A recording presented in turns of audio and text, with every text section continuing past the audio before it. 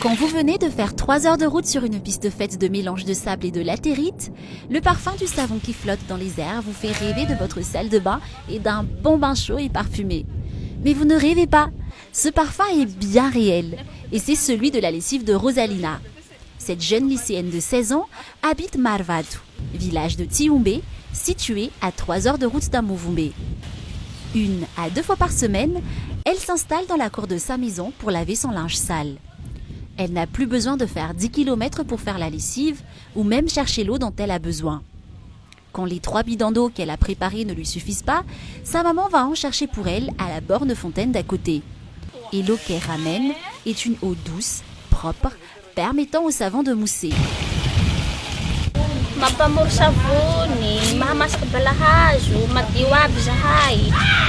Avant que la borne fontaine ne soit installée dans ce village, les habitants de Marvatu devaient soit acheter de l'eau à un coût très élevé aux livreurs d'eau qui venaient jusqu'au village, soit aller eux-mêmes chercher de l'eau à une dizaine de kilomètres d'ici.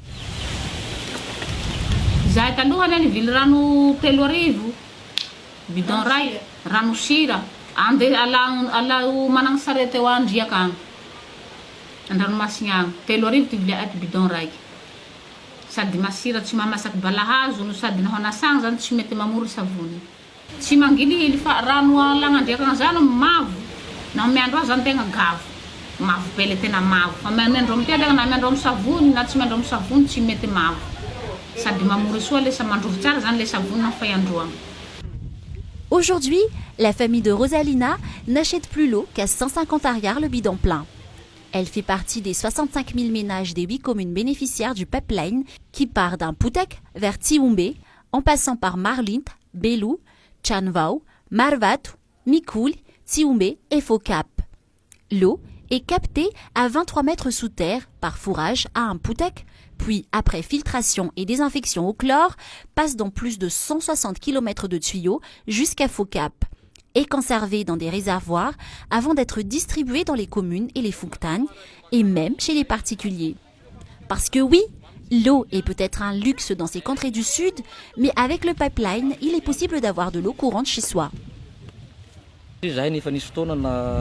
Nanao karazana promotion dia hoe zay olona te hampiditra rano zany omena rano fa ny vidina fitaovana no asaina zahay no mividy dia zareo no mandoa le vidina fitaovana aminay dia misy droit kely afahana mametraka droit d'installation zany izy mahazo an'le rano rehefa avy eo fa mividy isam-bolana dia iny zany misy compteur ao zany relevé par mois afahana mijery hoe zao ny consommation laniny isam-bolana dia iny no facturena Dans la commune de Marvatu, quelques particuliers sont abonnés. Mais la plupart des habitants viennent chercher l'eau auprès de la borne fontaine surveillée par Soulsou.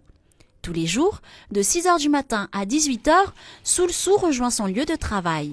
C'est lui qui remplit les bidons amenés par les chercheurs d'eau et qui récupère le prix que paient ces chercheurs d'eau. Généralement, ce sont les habitants de la commune qui viennent chercher de l'eau auprès de cette borne fontaine.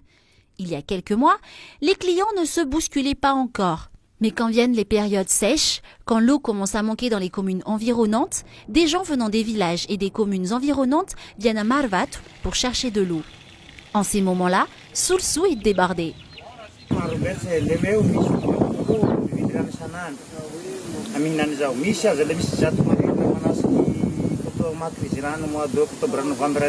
Malgré le nombre élevé des gens qui viennent ici, les responsables affirment que jusqu'à maintenant, l'eau suffit pour répondre aux besoins des populations.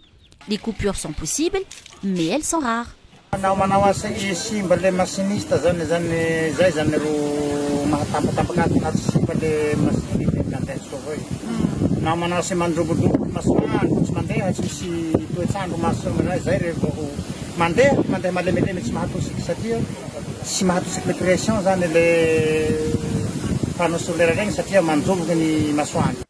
Le pipeline d'un Putek avait été mis en place en 1996 et s'arrêtait jusqu'à Tsiumbe.